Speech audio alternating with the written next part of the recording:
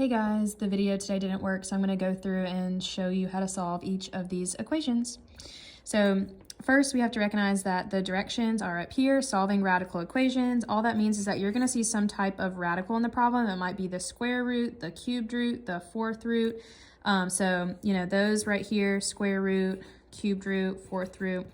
The only one that won't have a number in there is the square root. So remember, it's understood that it's there's a 2 there if there's nothing there. All right, so our first step is to isolate the radical on one side of the equation.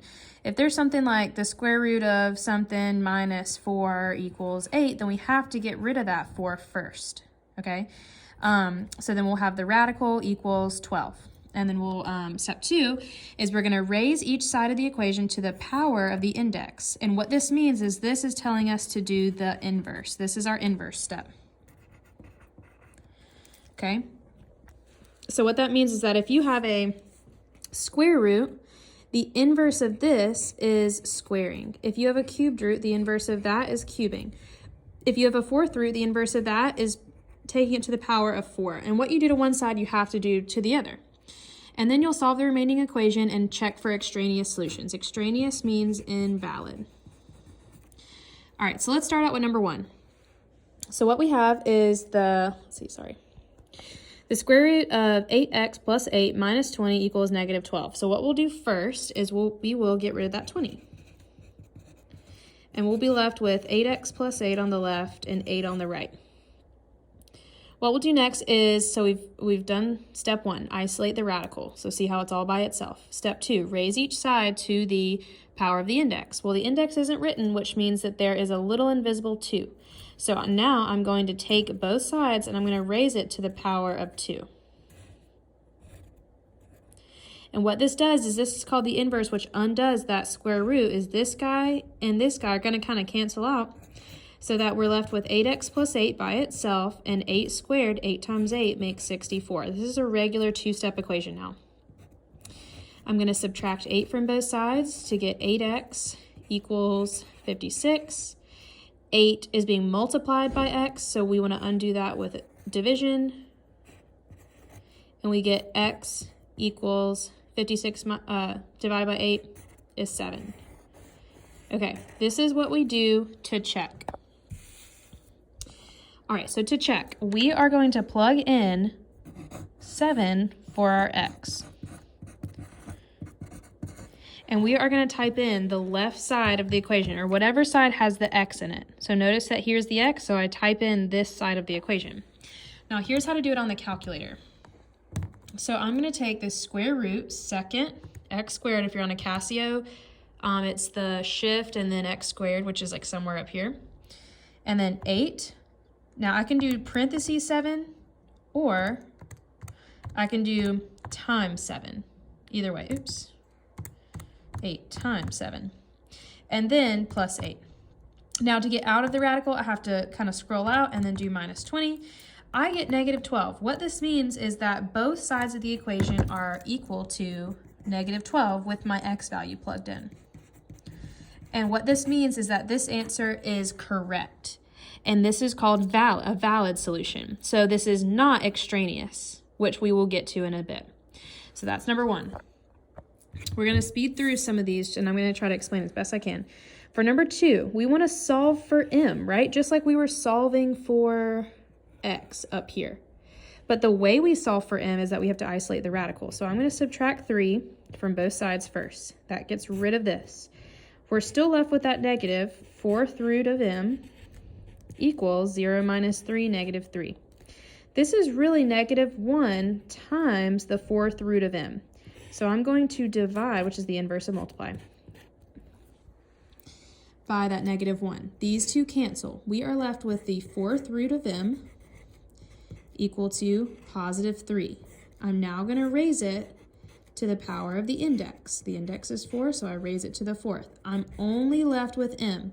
This and this cancel each other out, and 3 to the 4th is 3 times 3 times 3 times 3. Well, this is 9, and this is 9. So 9 times 9 makes 81. Okay, now we're going to check it. Let's make sure 81 is a valid solution. 3 minus the 4th root of 81, and we'll see if that equals 0. So let's go ahead and simplify this by plugging it into the calculator. We need to get 0. If we don't, it's extraneous. 81 is. So I'm going to clear out what I have. 3 minus, and then to get the 4th root, you press 4, math, and then 5. So you want that little X in there. And then mine goes ahead and makes it like this, but yours might look a little bit different. And then I'm going to type in 81. And you should get 0, which is good. That's what we wanted to get. So that means that 81 is a valid solution because the left side equals 0 and the right side equals 0. So 81 is correct. It's valid. All right, let's do number 3. The first thing we have to do in number 3 is subtract 18. We want to work backwards on order of operations. Think about this as like parentheses, right? We want to get rid of the addition subtraction part first. Then we'll get rid of the multiply divide, which will be next, and then we'll deal with the parentheses exponents, which this is kind of like an exponent to the power of 1/2.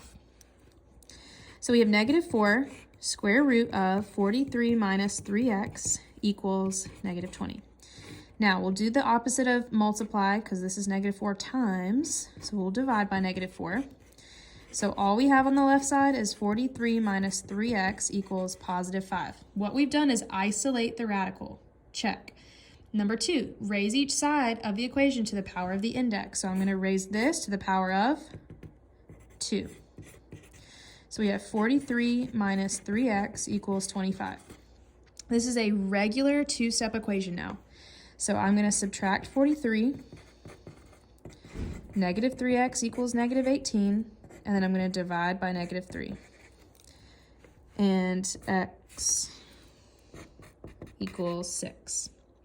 Now I'm going to check it. So I'm going to go over here and I'm going to type it in. Let's see, -4 times. This is not -4th root. This is -4 as the coefficient times the square root of, let's see, 43 minus 3 times 6 plus 18. I want to see if this equals -2. So I'm going to take my calculator. You take yours.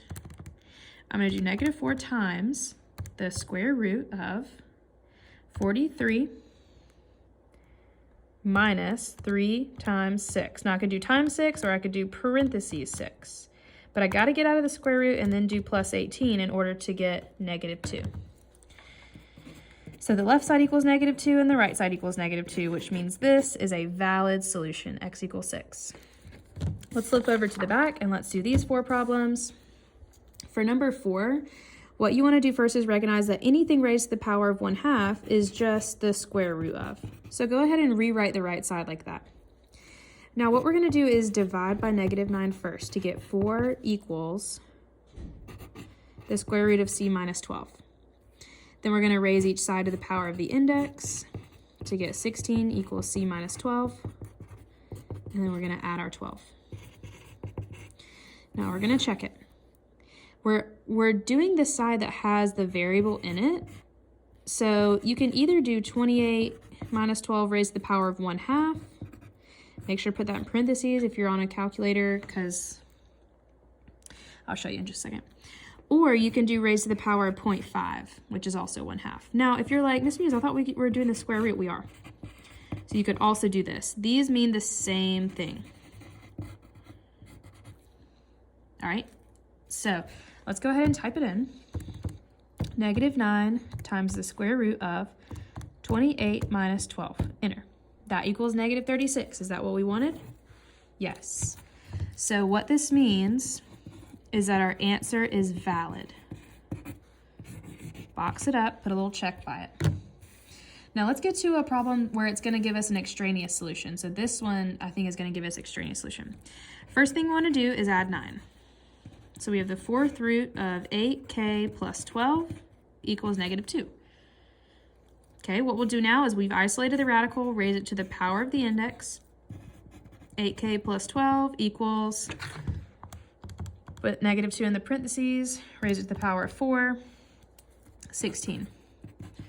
Subtract 12 to get 4, divide by 8 to get 1/2. 1/2 or 0.5. I like to plug in 0.5 because it kind of makes it quicker. So I'm going to do the fourth root of 8 times 0.5 plus 12 underneath the radical minus 9 out to the side. So in my calculator, I'm going to type in 4 math 5 to get the fourth root. 8 times 0.5 plus 12, and then outside the radical, I'm going to do minus 9. And that's going to give me negative 7. Well, does negative 7 equal negative 11? No. So this right here, oops, this is supposed to go around. This right here is extraneous. Invalid. Okay, that's our only extraneous solution, I think, on this whole page. All right, pause this if you need to just like write something down or get something checked out so that you can understand it better. Number 6, we have 2 radicals on each side, so we're going to raise it to the power of the index, which in this case is 2. U minus 8 equals 43 minus 2u. Now this is a multi-step equation with variables on both sides. So what I'll do first is I'll subtract u. You could have also added 8 or subtracted 43 or added 2u. Okay, negative 2u minus 1u is negative 3u. Now I'm going to get all the numbers, all the constants to the same side. So we have negative 51 equals negative 3u. Last step, divide by negative 3, and pause this if you have questions. Don't just let it go by. All right, now I'm going to check 17. Okay, on the left side, I'm going to plug in 17 for u, and on the right side, I'm also going to plug in 17 for u. On the left side, 17 minus 8 makes 9. What's the square root of 9? 3. 43 minus 2 times 17. Well, I don't feel like doing that in my head. That's also 9 underneath the radical, which is also 3. So that means our answer is valid. Last one. Instead of having the square root on both sides, we have the fourth root on both sides. So I'm going to raise both sides to the power of 4. 27 minus 2d equals d minus 3. I'm going to add the 3 this time just to show you a different kind of way. And then I'm going to add 2d to both sides to get 30 equals 3d. Last step, divide by 3, d equals 10. Now let's check and see if 10 is an extraneous solution or not. So the fourth root of 27 minus 2 times 10 equals the fourth root of 10 minus 3. Well, let's see what's underneath those radicals. What's 27 minus 2 times 10? That's equal to 7. So we have the fourth root of 7 on the left. 10 minus 3 is obviously 7. Is the fourth root of 7 equal to the fourth root of 7? Well, we don't have to type this in, but the fourth root of 7 is 1.626576, all those numbers. So what this means is this is the same number on both sides, which means that our answer is valid. Now please go back and pause at any moment to check your answers. I'm going to show this whole page, so you can pause it. And then I'm going to show this whole page. The videos did not work out today, so if you're watching this, thank you so much for trying, and I hope the Delta Math goes really well today. And if you're watching this in the future, please make sure to ask me any questions that you have. So bye guys, thank you all for watching. Y'all are the best for watching this far in the video.